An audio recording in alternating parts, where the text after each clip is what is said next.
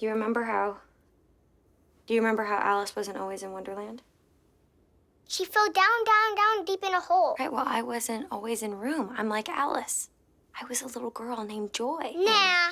Lenny, first of all, without sounding redundant, congratulations on the award nominations. Thank you. When you saw this kind of content, the richness of it in the novel form, and then it made its way to the screenplay, there had to be some inkling where you said, this is quality and we're in with a chance. I mean, I tell you what, I was aware that there was something extraordinary about it from the moment I read the book. And I thought, there was a real taste for the film that could come out of it. But on the surface, it doesn't look like an awards, like a US awards film, particularly because look where it takes place and it's so unusual structurally. And absolutely. So yeah, you were aware. I think one was aware that there was something special there, but like I would not have predicted. Not at all. Yeah, no way. Because you can't predict that anyway. Now, with this particular project, like, the casting is vital because obviously they're pretty much in every single frame of the movie. Specifically with Jacob. Yeah. What was the casting process like for that? What you'd like to think is that you go in a long process, which takes as long as it needs to, until you find that one special kid that's going to be the heart of your movie, right? But of course, if you do that, that means you're not setting a date for the film.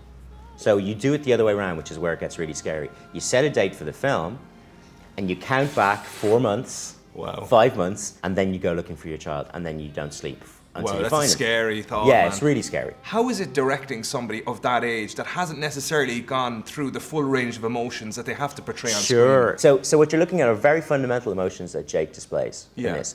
The fear, hope, love. And so you can always find things that make sense of those emotions within his world. Yeah. So sometimes the things that he's thinking about in the more intense parts of the film are really tiny things that would frighten a kid, like first day at school, or also he does happen to be a great actor. It's just that he's a little one and it doesn't quite know how to access a lot of it. Definitely one to watch for the future. No, I mean, he's already been in about 2 or 3 films since we shot Room. I wanted to ask you, what do you hope is the takeaway from people when the bums leave the movie theaters? For me, it's about empathy, always. Like, I would like people, and I think people do walk away from this film feeling kind of connected to very important things in their own lives, both their own childhoods, but the relationships they have now. And so people who just think about their own really close relationships. I agree. I have a 20-month-old, and it just pulled on me, my heartstrings. I felt this